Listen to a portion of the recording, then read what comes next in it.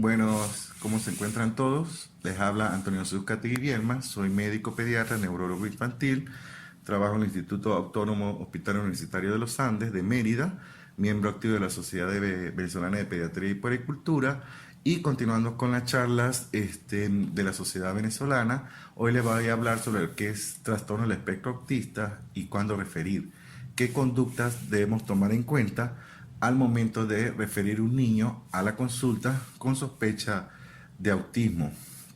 En esta charla haré un repaso general sobre lo que es autismo, su clínica, epidemiología y su diagnóstico, para luego hablar sobre qué conductas deben observar o debemos observar los pediatras y diferentes profesionales de la salud y de la educación para identificar los niños con probable autismo. Para comenzar, definiremos autismo, que proviene del griego auto, que quiere decir que actúa sobre sí mismo o por sí mismo, y ismo de proceso patológico. Son estos niños que son ensimismados y, como su nombre lo dice, actúan generalmente de forma automática, sin tomar en cuenta o sin interrelacionarse poco con el medio externo. Es clasificado como un trastorno del neurodesarrollo según el DSM-5, el Manual de Enfermedades Psiquiátricas de la Asociación Americana de Psiquiatría, y que actualmente en esta clasificación se han cambiado los criterios diagnósticos, que veremos más adelante comparando el DSM-4 con el DSM-5. Entonces, este trastorno se caracteriza por la clásica triada de Wien, que es alteración en la interacción social, de la comunicación, tanto verbal como no verbal, y se caracteriza por comportamientos restringidos y repetitivos, que es lo que caracteriza la clásica triada de Wien. Ahora bien, estos criterios diagnósticos, el DSM-5, habla sobre, entre el primero, que las deficiencias persistentes en la comunicación social y la interacción social en diversos contextos. Esto se refiere a que el niño tiene deficiencia en la reciprocidad socioemocional, tanto para percibir como recibir o identificar los sentimientos de los demás, así como transmitir los suyos. Y deficiencia en las conductas comunicativas, tanto no verbales como verbales, y deficiencia en el desarrollo, mantenimiento y comprensión de las relaciones. Es una imposibilidad, le dificulta al niño mantener relaciones sociales con su entorno, con sus pares. Otro de los criterios es patrones restrictivos y repetitivos de comportamiento, intereses o actividades que se manifiestan en dos o más de los siguientes, como movimiento, utilización de objetos o habla estereotipado o repetitivo, estereotipias motoras como aleteo, alineación de juegos. Otro que involucra es la insistencia en la monotonía, son inflexibles, son estos niños que tienen baja tolerancia a la frustración, que están haciendo alguna actividad y se levantan molestos cuando no la pueden hacer, cuando ellos planean o planifican una actividad y se sale por el entorno, el adulto que lo cuida, hace que se salga de lo que tenía planificado. Ellos toleran poco esta situación, lo que le hace que se frustren y actúen de forma anormal, como hiperactividad, agresividad, incluso retraerse. Una hiper o hiporreactividad a los estímulos sensoriales.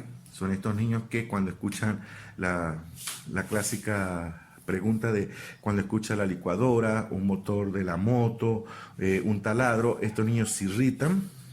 Sin embargo, una hiporreactividad como estos niños que se golpean y no sienten dolor alguno.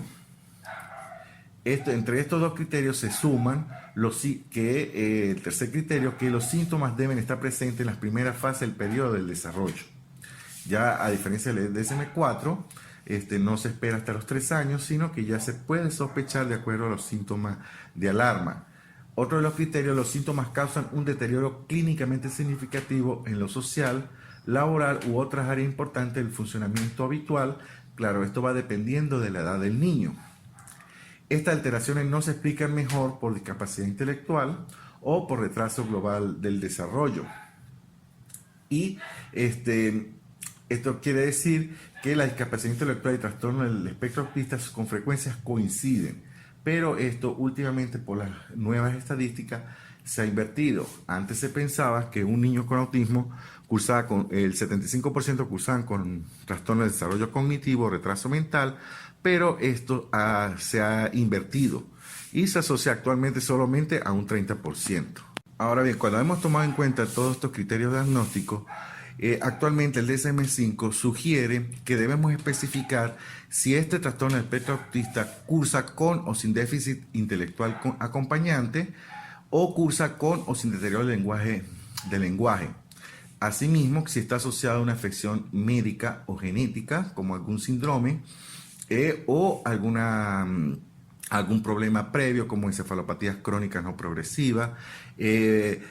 También tomar en cuenta lo que es el entorno, el contexto social donde se cría el niño. También hay que averiguar si está asociado a otros trastornos del neurodesarrollo mental o del comportamiento. Y lo clásico con la catatonia, que se caracteriza porque es un síndrome neuropsiquiátrico que cursa con anormalidades motoras que se presentan en asociación con alteraciones en la conciencia, el afecto y el pensamiento. En este gráfico les traigo lo que se denomina espectro. Les represento en este espectro de colores lo que puede determinar la variabilidad clínica de los trastornos del espectro autista. Entonces, en primer lugar tenemos lo que es dificultades, si lo tomamos en cuenta desde el punto de vista de la triada de Wien, dificultad de la interacción social y trastorno de la comunicación como atraso del lenguaje y del habla. Actualmente en el DSM-5 pues estos se engloban como deficiencias persistentes en la comunicación social y la interacción en diversos contextos. Y otro de los criterios es el juego anormal, simbólico, imaginario.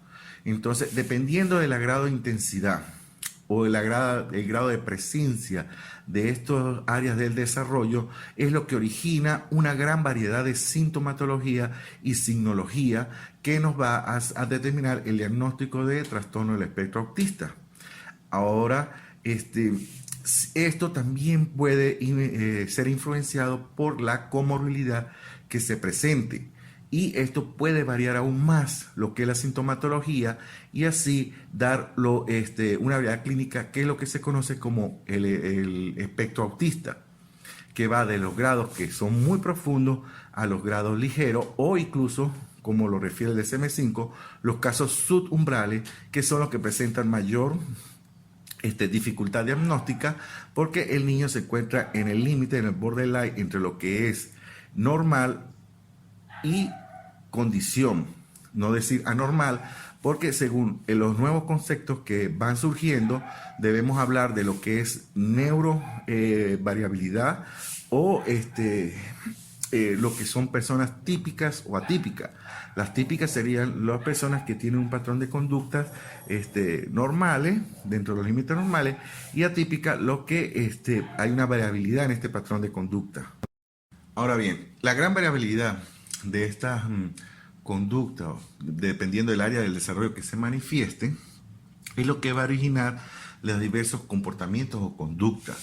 En esta gráfica me pareció interesante porque son términos que se conocen actualmente o que están saliendo en boga, tanto en muchos programas de televisión que se refieren a autismo, por ejemplo, programas en Netflix. Entonces, si tomamos en cuenta que una curva de Gauss, ¿verdad?, el promedio tienen ciertas conductas típicas.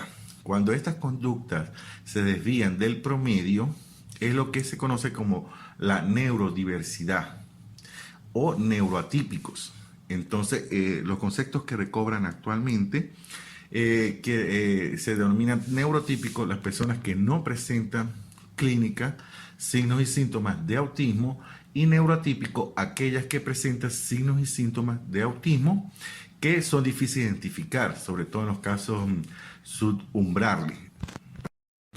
En cuanto a la epidemiología, se observa que el autismo, francamente, pues se diagnostica cada vez más. Incluso ya se habla de que es un problema de salud pública. Estas estadísticas, cada vez que avanza en los años, se ve que la incidencia aumenta mucho más. Esto se debe a muchos factores, entre eso que hay mayor conocimiento del problema, mayor profesionales que se dedican a esta área, y eso aumenta el diagnóstico. Otro de los factores que también pueden influenciar es que cada día se detectan más los casos que son subumbrales o que no hay una manifestación clínica acentuada, y lo que hace son los demás mayor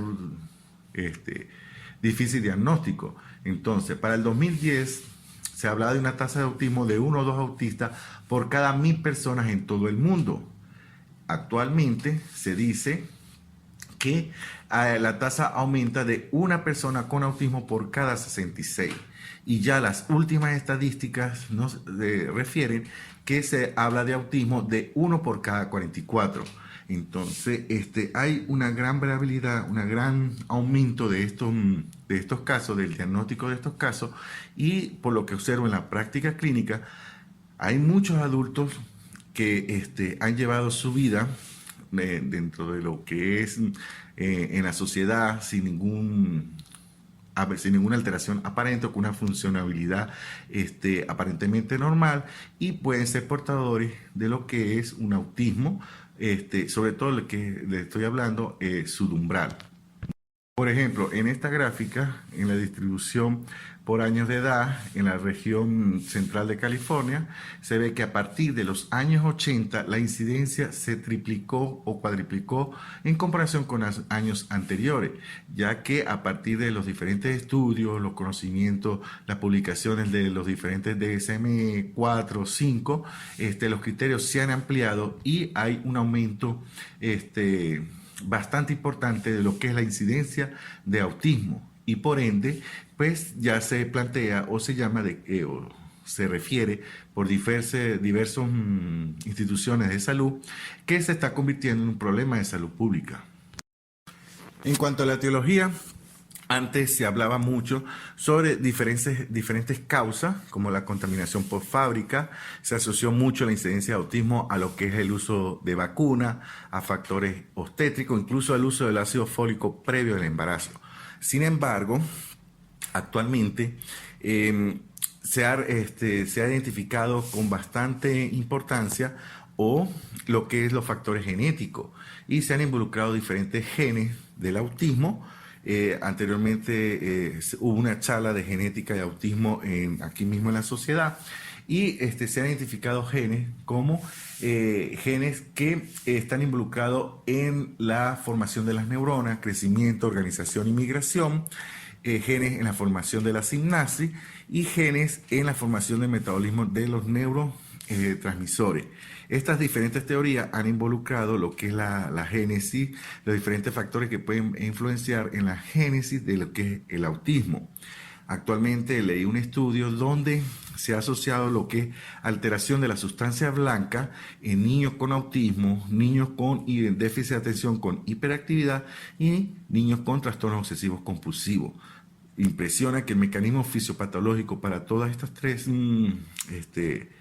enfermedades o síndrome es alteración en la sustancia blanca, sobre todo lo que es el cuerpo calloso, que es el puente que comunica ambos hemisferios del sistema nervioso central. Ahora bien, el cuadro clínico debemos observar e interrogar al paciente cuando esté en la consulta qué área del desarrollo está comprometida. Aquí los voy a clasificar según la clásica triada de WIM, pero según el DSM-5 pues debemos englobar dificultad de interacción social y trastorno de la comunicación. Entonces, ¿qué debemos observar en niños con dificultad en interacción social? Sobre esos niños con pobre contacto visual, muchas veces ignoran cuando es llamado, cuando la madre refiere que en la consulta que los llaman por su nombre y al rato es que responden. Estos niños que presentan miedo excesivo al ruido, carencia de curiosidad por el medio que los rodea, son estos niños que llegan al consultorio y pasan derecho sin explorar, sin ver al médico, y se enfocan en lo que les interesa, perdiendo interés por lo que los rodea. Niños con berrinches, no toleran las aglomeraciones. Estos niños generalmente no les gusta ser tocados, pero también debemos identificar o debemos conocer que hay un grupo de niños que actualmente también se acepta, que son esos niños donde no se caracteriza solamente por el aislamiento social, sino que es una interacción social excesiva.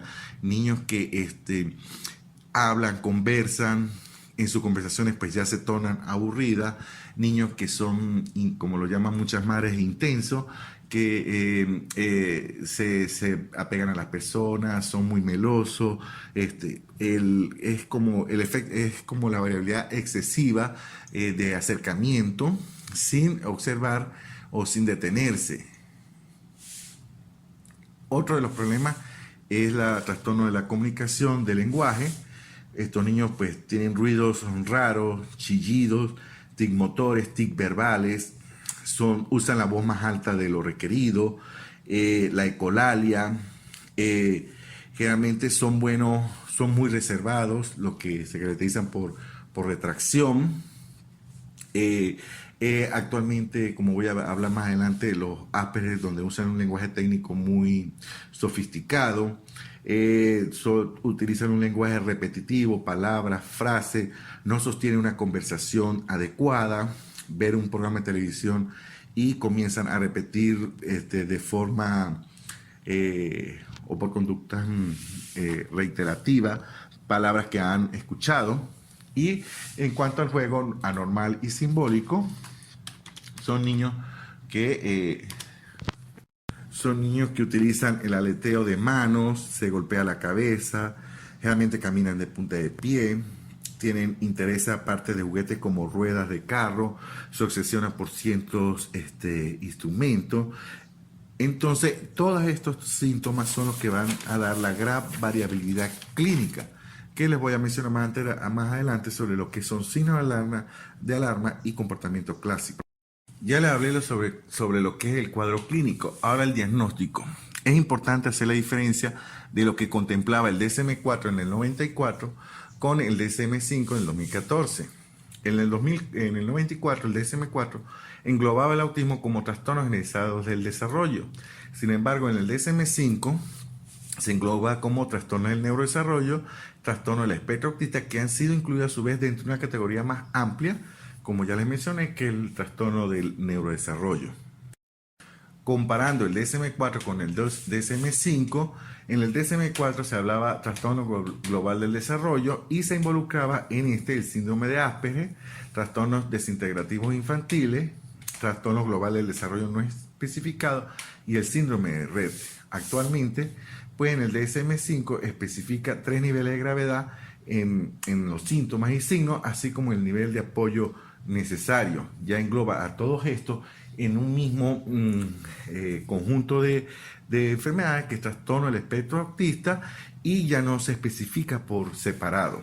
Ahora bien, en los síntomas clínicos, el DSM-4 pues clasificaba las áreas de desarrollo en la clásica tríada de Wien, como es deficiencia en la reciprocidad social, deficiencia en el lenguaje de la comunicación y repertorio de intereses y actividades restringidos y repetitivos.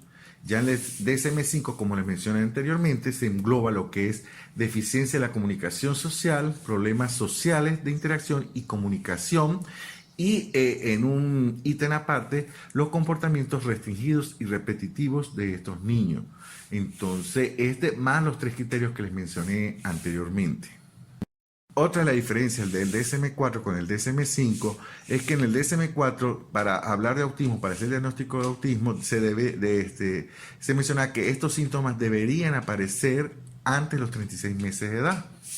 Ahora en el DSM-5 refiere que los síntomas deben estar presentes desde la infancia temprana, aunque pueden no manifestarse plenamente hasta que la limitación de las capacidades impide la respuesta a las exigencias sociales. Por eso, si un niño no se ha identificado en la infancia, en la época del lactante, se puede hacer el diagnóstico, o generalmente se hace el diagnóstico, es la edad donde mayor referencia se hace a la valoración neurológica, en la edad de los preescolares. porque es la edad donde el niño comienza la preescolaridad, la interacción social con sus pares, y es donde se comienza a observar estos problemas de alteraciones de la comunicación, alteraciones de la reciprocidad social, y comienza a manifestarse lo que son los juegos anormales, estos niños que no se integran adecuadamente. Hay que investigar bien cómo es esa comunicación, cómo esa interacción con sus otros compañeros de habla, con sus pares, ya que francamente no se puede observar un aislamiento como tal. Hay mucha variabilidad en esto. Por ejemplo, un niño que llega a jugar, juega un rato y se aísla, ¿verdad? Hay otro tipo de niños que llegan, interactúan con todo, pero termina siempre peleando, queriendo hacer lo que ellos dicen. Otro ejemplo es estos niños que llegan, interactúan uno con dos, pero ya cuando hay más de dos niños, él se aísla. O sea, esta variabilidad va a depender mucho, por eso es importantísimo a la hora del interrogatorio conocer cómo se comportan estos niños, cómo es su interrelación, porque dependiendo de eso es el diagnóstico, y no es de dejarnos guiar, porque el niño así, él llega y se comunica con todo, habla con todo, pero debemos averiguar cómo es la calidad de comunicación, cómo se integra, cuánto tiempo se integra. Ahora, en cuanto al diagnóstico diferencial, se debe realizar diagnóstico diferencial con deficiencia en lenguaje, como trastorno en la comunicación social, como trastornos con déficit de atención con hiperactividad, trastorno del desarrollo cognitivo, retardo mental y otras patologías neuropsiquiátricas. Pero también debemos observar o debemos tener en cuenta que se ha asociado estos síndromes al autismo. Por ejemplo, es común encontrar muchos estudios donde relaciona trastorno por déficit de atención con hiperactividad con niños autistas. Entonces, a la hora del interrogatorio y la evaluación debemos ser muy cuidadosos. Por ejemplo, un ejemplo que puedo dar es que el niño con trastorno por déficit de atención con hiperactividad, el niño presenta disfunción en todos sus contextos, ya sea en la escuela, en la familia, en las áreas de juego, y el niño con autismo, con hiperactividad y déficit de atención, puede que lo frecuente es que presenten alteración en alguno de los contextos, más no en otro. Esto depende mucho es de la situación. Por ejemplo, un niño con autismo que en la escuela pues va a tener problemas de hiperactividad, agresividad, porque tal vez el ruido de los niños, el juego de los niños, la bulla, el sitio de donde hay demasiados niños, esto hace que se perturbe, el niño tienda a salirse del salón, a pegar carrera, a esconderse debajo del escritorio. Sin embargo, la mamá puede referir, no, pero es que en la casa él es tranquilo, en la casa no presenta ningún problema de hiperactividad, él llega y se está en su cuarto haciendo sus actividades, porque la casa es un ambiente tranquilo donde no hay estímulos que produzcan alteración. Entonces, esta es la diferencia, una de las diferencias que puede hacer uno con respecto al trastorno de déficit de atención con hiperactividad y el problema de hiperactividad en niños con autismo. Entonces debemos ser muy precavidos al momento de realizar el interrogatorio. En cuanto a los trastornos de desarrollo cognitivo, retardo mental, como les había mencionado antes, los aspectos cognitivos es difícil, ya que las pruebas estandarizadas psicológicas para diagnosticar retardo mental no son específicas en niños con autismo. Entonces esto ha producido muchos problemas. Incluso antes las estadísticas hablaban de que los niños con autismo estaba asociado un retardo mental en aproximadamente un 70-85%. Sin embargo, actualmente esta estadística se ha invertido y se ha asociado solamente a un 30% con retardo mental. Y por lo que voy a hablar más adelante, tal vez un niño con autismo no se han explorado diferentes capacidades. Ellos cuando agarran fobia, desinterés por algún tema, sobre todo lo que es la parte académica, ellos tienden tienden a tener rechazo, sin embargo, no quiere decir que no sean hábiles y puede destacar en otras áreas. En cuanto al diagnóstico, el diagnóstico es eminentemente clínico, es la sospecha clínica tanto del pediatra, del neurólogo, del psiquiatra, del equipo multidisciplinario, en la parte educativa el docente. Se han ideado diversos tests, pero recuerde que para realizar el test, uno o el médico tratante debe tener la sospecha clínica, ya que los test no son definitivos y no son objetivos. Esto va a depender mucho de la experiencia del explorador. Hay estudios complementarios como el electroencefalograma, el mapeo cerebral, sin embargo, no se utiliza como métodos para el diagnóstico. Son estudios clínicos que se solicitan para valorar lo que es la actividad eléctrica cerebral. Esto es muy importante porque es común ver que docentes, psicólogos y pedagogos, incluso médicos generales, piden el electro de una vez, y si el electro sale normal, le sugiere que descarte el diagnóstico, y esto no es así. El electro es muy importante para observar actividad eléctrica y asociarlo con comorbilidades como la epilepsia, trastornos de conducta. El mapeo cerebral igual. Hay estudios que nos orientan que asimetrías en los hemisferios parietotemporales, asincronías, ¿verdad? En este estudio de mapeo está asociado a autismo, pero no son específicos para el diagnóstico. Algo que le puedo decir por experiencia propia es que sí he observado que el desarrollo del sueño, cuando se realiza un electro en niños con autismo, es un sueño no adecuado para la edad. No hay una buena diferenciación de gradiente postero-anterior, desarrollo de los marcadores de maduración. Pero ya esto es mucho más específico para la especialidad. En cuanto a otros exámenes complementarios, pues es comúnmente observar que se solicita audiometría, sobre todo en los primeros 2 o 3 años de vida, donde hay que hacer el diagnóstico diferencial entre autismo y hipoacusia o acusia, ya que, como les dije anteriormente, el niño que se llama en varias oportunidades, que responde poco a estímulos externos, impresiona que fueran sordos. Y cuando se realiza la audiometría, pues puede reportar normal. Esto nos asocia más a autismo que a déficit auditivo, ya que los niños, por su respuesta a los estímulos, como es poca, se puede confundir con niños con hipoacusia o sordos. El estudio por imagen, igual que el electro, es muy inespecífico. No hay alteraciones estructurales significativas, solamente este estudio que le mencioné anteriormente sobre alteraciones de la sustancia blanca, sobre cambios en el cuerpo calloso, que es el que comunica los dos hemisferios. Sin embargo, no es algo que esté totalmente verificado. En cuanto a la valoración debe ser multidisciplinaria, teniendo en cuenta lo que es la comorbilidad. Se ha relacionado en diferentes estudios epilepsia en un 25-35%. Por este motivo es la importancia del electro en estos niños. Trastornos del desarrollo cognitivo, retardo mental en un 30%, como les había mencionado anteriormente. Trastornos de conducta como hiperactividad, agresividad, impulsividad, ansiedad, y trastornos obsesivos compulsivos.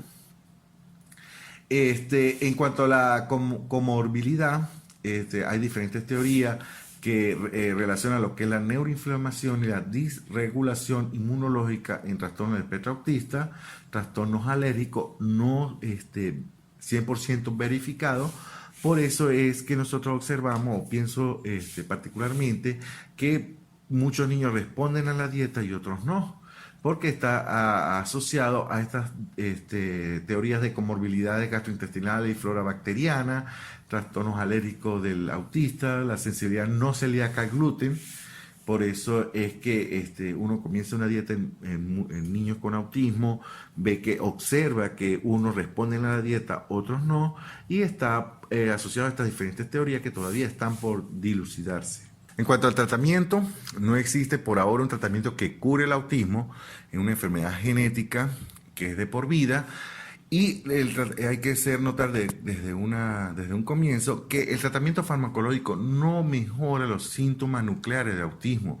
no va a mejorar lo que es problemas de interacción social, problemas de impulsividad, problemas de la discapacidad para interactuar, de compartir sentimientos, ¿verdad? Entonces, todo esto es por medio de una terapia, y esta terapia es multidisciplinaria. Se trata de los síntomas asociados a comorbilidad. Se pueden utilizar fármacos antiepilépticos como carbazepina, oxicarbazepina, la motrigina, diferentes fármacos como la atomoxetina, que se utiliza en trastornos por déficit de atención con hiperactividad con buenos resultados. Sin embargo, esto generalmente es para tratar los síntomas o la clínica comórbida, pero no para tratar propiamente el autismo. Entonces es importante dejar claro esto, porque así como el electro no se asocia a diagnóstico de autismo, el tratamiento tampoco es para tratar directamente el autismo, sino para tratar la comorbilidad. Hay tratamientos no probados como la dieta, como les mencioné anteriormente. Hay dietas hay niños que responden a la dieta, otros que no. Todavía faltan muchos estudios para visualizar esto, la diferencia. Tratamientos biológicos y terapias de diversos tipos, como se han observado mucho que terapias de relajación, medicina china. Sin embargo, son tratamientos no probados. Los tratamientos conductuales presentan fuertes evidencias a su favor. Hay que mejorar en estos niños lo que es la inteligencia emocional, es donde pienso que tienen mayor problema, sobre todo lo que es la perseverancia, la insistencia, manejar la frustración, ya que estos niños pues tienen una baja tolerancia a la frustración. Como le dije anteriormente, el tratamiento debe ser una valoración multidisciplinaria que debe incluir el neurólogo pediatra o el neuropediatra y el psiquiatra infanto-juvenil. Sin embargo, debe ser abordado por el psicólogo, el psicopedagogo, terapia de lenguaje, el docente de aula, tanto el docente especialista como centro de atención específico. Algo que es muy importante, que pienso que deberíamos actuar en conjunto, es sobre todo en los casos subumbrales o que no hay una diferenciación clínica exacta sobre lo que es normalidad o anormalidad, o los conceptos que veníamos manejando anteriormente sobre lo que es neurotípico y atípico. Cuando uno valora a un niño y le dice a sus padres que probablemente entra en trastorno del espectro autista, sobre todo lo que es los tipos subumbrales, se refieren a otros especialistas, a otros docentes, psicólogos, psicopedagogos. Ellos pues no les impresiona, y esto trae muchos conflictos, las diferencias en el diagnóstico. Entonces pienso que debemos de actuar de una forma conjunta, ¿verdad? Sin descalificar a nadie, y darle el beneficio a la duda, ya que esto es importantísimo para el niño, para para su desarrollo. La educación es importante, sobre todo lo que es el papel del médico y el papel del docente. Muchas veces observamos que el docente pues solicita al médico un informe, ¿verdad?, que determine qué tipo de autismo tiene, para ver si es aprobado o reprobado, o si es promovido, o si su evaluación educativa va a depender de eso, y eso no es así. El docente tiene que hacer su valoración de acuerdo a las capacidades del niño, a las capacidades educativas y de su aprendizaje.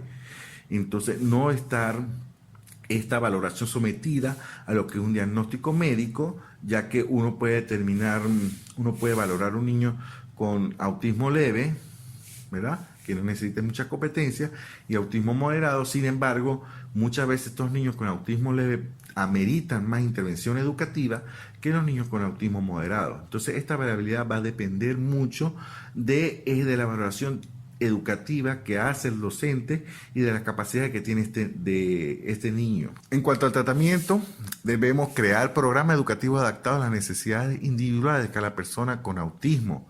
Entonces, el tratamiento debe idearse de acuerdo a la teoría de la planificación centrada en la persona. Como les hablé anteriormente, el espectro pues, compromete dos áreas del desarrollo según el DSM-5, que es problema de comunicación, interacción social y alteración del juego simbólico y conductas persistentes. Esto va a haber una gran variabilidad. Entonces, como hay una gran variabilidad de esto, la atención educativa debe estar centrada en la persona de acuerdo a esta variabilidad. La valoración multidisciplinaria, atención residencial y los hogares de grupo, hasta un apoyo personalizado en la comunidad y alternativas ocupacionales. Muchas veces cuando uno valora a estos niños con autismo, el niño no es del problema, sino los padres, porque no saben, no han comprendido cómo entenderlos, cómo abordarlos y entender cómo es su personalidad de acuerdo al espectro. Y esto trae muchas dificultades. Este abordaje debe formular diferentes intervenciones terapéuticas y farmacológicas.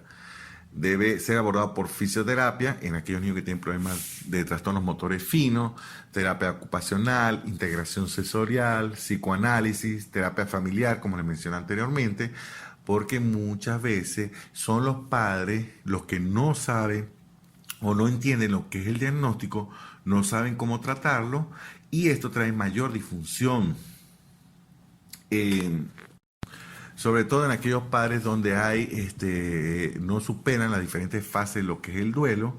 El diagnóstico de autismo trae mucha impresión, mucho rechazo, ¿verdad? Ya que ellos lo asocian a problemas de discapacidad.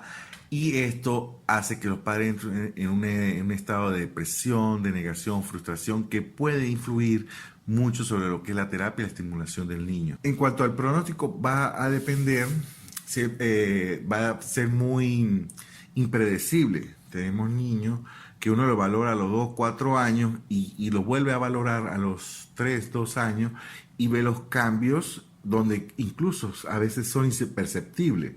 Sin embargo, tenemos otros niños que tienen rasgos en un determinado área del desarrollo. Cuando se vuelve a valorar, no son muchas las modificaciones. Sí, esto se debe mucho a la intervención y el grado de estimulación que ofrecen los padres. Mientras más rechazo hay de los padres, pienso particularmente por experiencia, donde no se trabaje, mayor es el compromiso del niño. Por esto es importante tratar de llevar a los padres. Muchas veces, como dije anteriormente, son ellos los causantes de la disfunción o el problema por no saber entender y llevar esta situación. Algunos niños se desarrollan a niveles en los cuales su autismo no es comúnmente perceptible y es lo que se conoce como los casos subumbrales, que aunque lo menciona el DSM-5, no están bien especificados. Aunque su comportamiento externo sean parecidos al de las personas no autistas, internamente la persona autista seguirá siendo neurológicamente diferente a los demás. Por eso es lo que los conceptos denominados actualmente como neurotípicos y neuroatípicos o neurodiversidad. En una minoría de los casos, las personas autistas pueden sacar ventaja de su condición y lograr éxito. Esto dependiendo del área donde el niño se desempeñe. Y recuerden que como ellos son obsesivos compulsivos, si ellos ven o los niños observan que tienen mayor capacidad en un área, se enfocan en esas áreas y dejan a un lado las demás, como la parte académica. Por eso es de ahí la importancia de que la atención debe ser personalizada. ¿Cuándo referir? Aquí es importantísimo tomar en cuenta que debe presentarse una referencia temprana. Mientras más temprana sea la referencia, mayor será la intervención, más temprana será la intervención, mejor será el pronóstico. Una referencia oportuna, no debemos minimizar que si el diagnóstico se sospecha a los 12 años, a los 10 años, cuando ya el niño está entrando a la adolescencia, que si está en el liceo, porque tenemos que valorar todo lo que es su entorno o contexto. Esto va a depender mucho de lo que es la plasticidad neuronal e involucrar el equipo multidisciplinario en un abordaje del núcleo familiar cuando no se ha comprendido el problema o la condición de su niño. En el recién nacido y lactante, por ejemplo, debemos identificar signos de alarma, niños que presentan irritabilidad, trastornos de sueño, niños que tienen problemas alimentarios, ¿verdad? Porque el autismo se asocia mucho a problemas alimentarios. ¿Qué otra cosa? Niños que viven constantemente llorando sin causa aparente, cuando ya se ha valorado y se ha descartado que no son problemas de cólico, problemas gastrointestinales, cuando no hay dolor aparente por alguna patología. Son niños que comúnmente viven irritables, incluso puede llegar a afectar su peso y su talla, sobre todo en la edad de recién nacido y lactante. Estar pendiente porque puede ser un signo temprano de autismo. En preescolares, escolares y adolescentes, como les mencioné anteriormente, los síntomas o los signos de autismo son más evidentes en la edad preescolar, ya que es la edad donde el niño comienza a socializar, a salir de casa, ¿sí? Cuando el niño está en casa se asocia mucho a problemas de que si es hijo único, que es el único niño en la casa, que son puros adultos, comienzan a asociar estos problemas a estas causas y no se realiza una intervención temprana. Y en la adolescencia, pues como los niños niños eh, han presentado un desarrollo de su vida sin una disfunción social importante, sí, pero que viven en problemas de comunicación, socialización, para interactuar con los demás, problemas del trabajo colaborativo, amerita su referencia. ¿Cuáles son los signos de alarma? ¿Verdad? Son estos niños que cuando llegan al año de edad no responden a su nombre, los llaman y los llaman, no voltean de una vez, ya después del tercero, cuarto, quinto llamado es que el niño voltea. Otro de los signos de alarma es no señalar objetos para demostrar su interés. Son niños que puro señalan, no tratan de involucrar el lenguaje. También es importante observar que los niños tienen un pobre lenguaje expresivo verbal, sin embargo el lenguaje comprensivo está íntegro. Niños que tú los mandas a buscar los lentes, un cuaderno, y ellos entienden claramente lo que hacen, ejecutan su acción. Sin embargo, al momento de expresar lo que sienten, utilizar el lenguaje verbal, no lo realiza. Entonces, esto nos dice que el lenguaje comprensivo generalmente en la práctica está íntegro, sin embargo, el expresivo verbal está comprometido. Otro de los signos de alarma es no jugar juegos de simulación, evitar el contacto visual, generalmente prefieren estar solos, niños que juegan solos, que les molesta cuando llegan otros niños. Como les dije, depende mucho también, ser muy exhaustivo en este interrogatorio, son niños que juegan un ratico y generalmente se van solos, o juegan y se van con la mamá, y no participan activamente en la integración. Otro de los signos de alarma es tener dificultades para comprender los sentimientos de las otras personas. Un niño puede ser que hable mucho, converse mucho, sin embargo a la hora de transmitir sentimientos y percibir los sentimientos de los demás son pocos, generalmente son muy yoístas. Primero ellos, segundo ellos, tercero ellos, no les importa mucho lo que los demás sienten, siempre y cuando sus sentimientos estén primero que los demás. Presentar retraso en las destrezas del habla y del lenguaje, la ecolalia, como lo mencioné anteriormente, irritarse ante los cambios pequeños, la inflexibilidad, niños intensos. Por ejemplo, el niño que le dice, bueno, vamos a comer un helado, le dice la mamá a las 4 de la tarde. El niño comienza desde temprano, mira, y el helado, ¿y a qué horas vamos? Ya van a ser las 4, son las 4, comienza con la intensidad. La madre le llama mucho la atención eso. ¿Ok?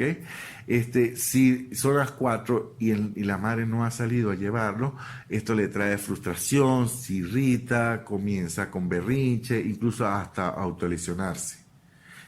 Claro está, en niños preescolares y escolares. ¿Cuándo referir? Por ejemplo, en las dificultades de interacción social, cuando no responden al nombre, como le dije anteriormente, evitar el contacto visual, preferir juegos solos, que no juegos colaborativos con otros niños. Por eso que es muy importante que en la edad preescolar es donde se hace mayor diagnóstico, porque es donde él amerita interactuar con los demás. Tener expresiones faciales apáticas o inadecuadas, por lo menos son niños que refieren de que estoy contento con una fase inexpresiva o estoy triste con una fase inexpresiva ni de alegría ni de tristeza. Tener expresiones faciales apáticas inadecuadas, como lo mencioné, evitar o resistirse al contacto físico, ser niños que no toleran que los toquen, que los apapuchen, como dicen muchos, no sentir el consuelo que le dan otras personas cuando están angustiados, esta dificultad para percibir y recibir sentimientos y transmitir sentimientos.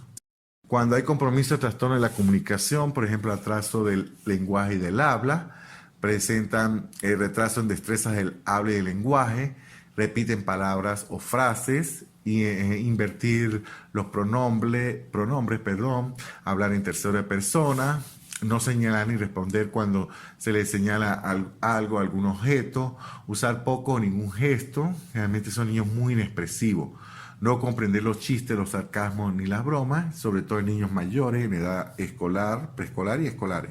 ¿Cuándo debemos referir? Cuando hay compromiso de juego anormal, simbólico o imaginario, estos niños que forman línea con juguete u otro objeto, mostrar interés por parte de los objetos cuando se enfocan en algo, se obsesionan en algo, ser demasiado organizados, pero también cuando son demasiado desorganizados o desordenados. Irritarse con los cambios pequeños, son estos niños que tienden a ser líderes, pero cuando alguno de sus integrantes trata de modificar o cambiar el contexto, ellos se frustran, se irritan y terminan en problemas, discutiendo. Cuando ellos tienen intereses obsesivos, por ejemplo, un niño que quiera jugar al espacio, a la nave espacial, los otros niños le dicen que no, entonces él insiste y vuelve a repetir y vuelve a insistir. Por eso es que se hace importantísimo la observación, la descripción tanto del docente como de la madre, como los familiares.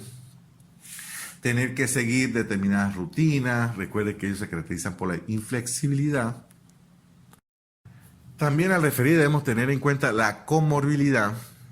Algunas personas con TEA o trastorno del espectro autista pueden presentar síntomas de hiperactividad, impulsividad, corta capacidad de concentración, diferenciar lo que es la concentración o la atención, ya que una de las diferencias que hay en un niño hiperactivo con déficit de atención es que el niño con hiperactividad y déficit de atención, cuando llega a un contexto, por ejemplo, a un consultorio, al salón, él no presta atención a nada de lo que lo esté rodeando. Puede ir allá, venir acá, se puede presentar conducta hiperactiva, pero no enfocar su atención en algo en específico. El niño autista con problemas de déficit de atención o impresión a déficit de atención es que el niño autista, cuando llega a un contexto, si hay algo que le llame la atención, se enfoca en eso y lo demás que lo rodea pierde interés. Entonces, esto es importante porque muchas veces una de las quejas de los educadores es que el niño no la mira, que no observa, que para ellos prestar atención es que la mire. Incluso estos niños pueden estar prestando atención de la forma auditiva sin necesidad de mirar, y esto pues le va a traer muchos problemas. Entonces, cuando comienza el docente a quejarse de problemas sobre que el niño tiene problemas de atención, y no necesariamente porque no fije su mirada no quiere decir que no preste atención. Entonces, en este interrogatorio hay que ser muy cuidadoso a la hora de interrogar.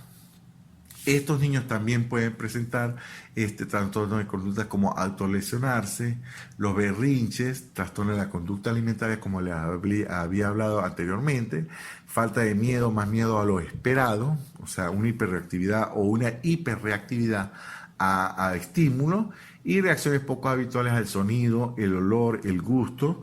No solamente pensar que solamente es a los estímulos auditivos, puede ser sensible al roce de una tela, de algún estímulo como una aguja o una lija.